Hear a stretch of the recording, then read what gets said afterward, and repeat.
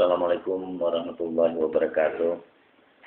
Saya sebagai camat Kecamatan Keliling Danau sudah memasuki bulan ke-10. Alhamdulillah dalam kondisi sehat. Kemudian kalau bicara soal prestasi, rasanya cukup banyak yang sudah kita pacu. Sudah banyak prestasi yang kita raih. Buktinya setiap ada perlombaan di tingkat kabupaten rasanya tidak pernah lari dari 3 besar. Terakhir memang kita akui banyak yang lebih baik dari kita, sehingga untuk MTQ kali ini kita baru bisa berhasil menduduki urutan keempat dari 16 kecamatan di Kabupaten Kerinci. Tapi kalau kita tarik ke belakang, dari mulai pertama ada kegiatan Jamboree tingkat kabupaten, Danau Keliling Danau sudah meraih prestasi yang rasanya tidak lari dari 3 besar. Hal ini kita bangga karena masyarakat Keliling Danau ini sangat mendukung apa yang kita rencanakan, apa yang menjadi program kecamatan. Kadangkala tidak diminta pun partisipasi masyarakat jauh dari harapan kita, sehingga kadang kita berpikir rasanya tidak sukses, tapi karena motivasi masyarakat yang begitu antusias, sehingga apa yang kita anggap berat menjadi ringan. Saya sangat berterima kasih atas apa yang telah disumbangkan oleh masyarakat Kecamatan Keliling Danau. Kebanggaan ini tentu saja beralasan. Dan sudah kita buktikan untuk tingkat kabupaten, alhamdulillah, walaupun belum juara 1 untuk teladan camat tahun 2014 ini, tapi Kecamatan Keliling Danau sudah bisa menduduki posisi teladan 3. Terkait dengan program kedepannya, kami melihat banyak potensi di Kecamatan Keliling Danau ini.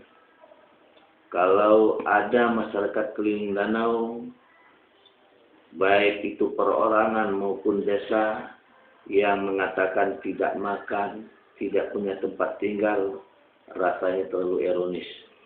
Ini perlu kita pelajari, perlu kita sisihati siapa dan di mana orang yang masih membicarakan hal yang saya sebutkan tadi, yang tidak bisa makan untuk pagi sorenya dan juga tidak punya tempat tinggal.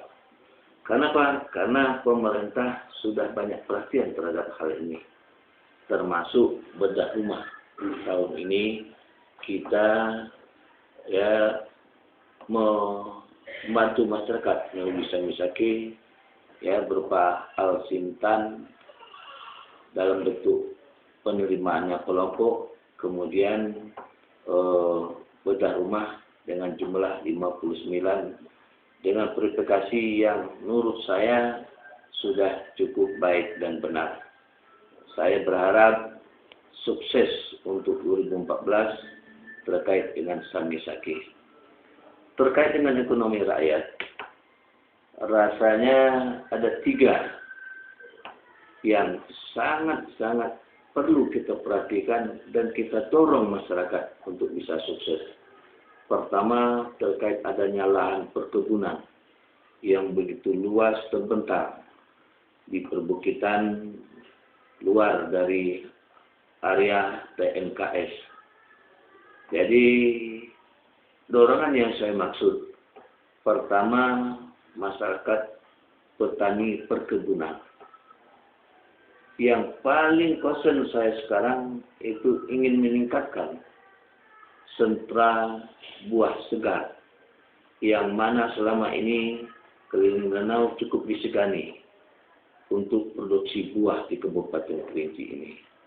Kita kenal adanya peremajaan untuk jeruk atau limau manis.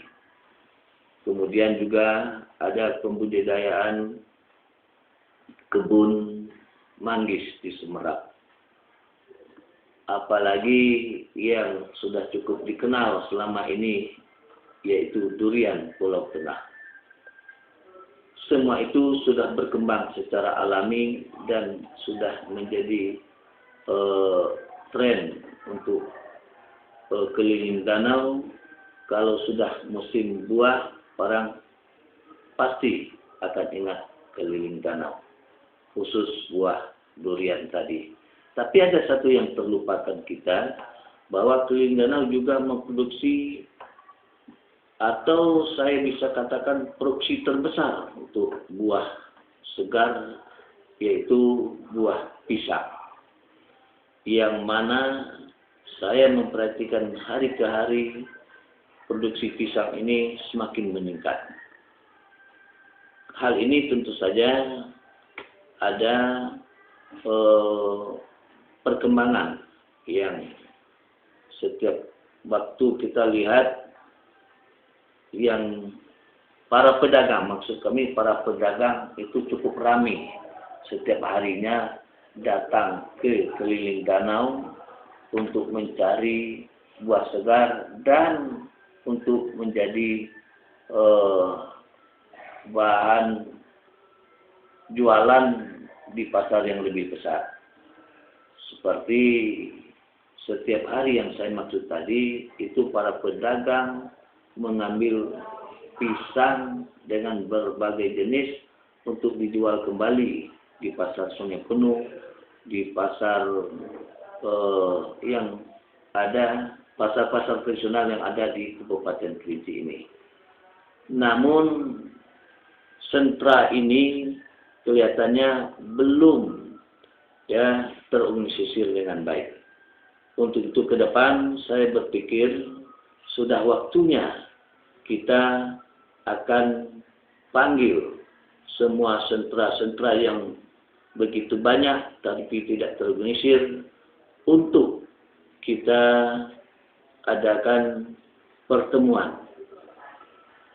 Kita berharap dalam pertemuan ini akan ada motivasi, akan ada solusi, sehingga sentra-sentra buah segar yang ada di keliling danau ini dapat berkembang dan juga dapat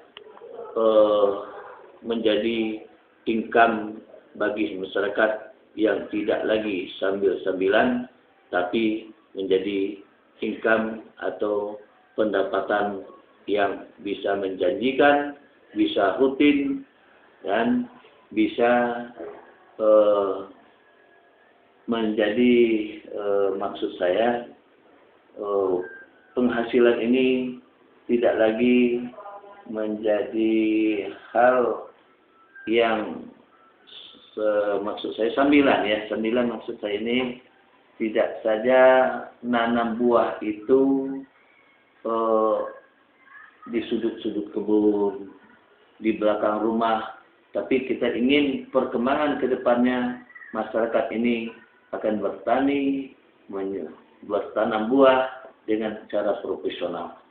Kalau ini sudah terwujud, saya yakin tidak saja menguasai pasar Kabupaten Kerinci, buah segar yang ada di keliling danau ini bisa menjadi produk yang dapat diekspor di luar Kabupaten Kerinci. Saya masih ingat satu di antara konsentrasi dari Pak Bupati akan mewujudkan penghasilan petani ini, akan menyelamatkan hasil-hasil petani ini untuk bisa bertahan lama setiap hasil buahnya, kemudian dapat menjadi ekspor yang menjanjikan ke depannya. Mungkin satu contoh yang saya masih ingat, kalau selama ini ada masyarakat yang bertanam tomat, datang harga yang anjlok, sehingga tomat dibuang sepanjang jalan.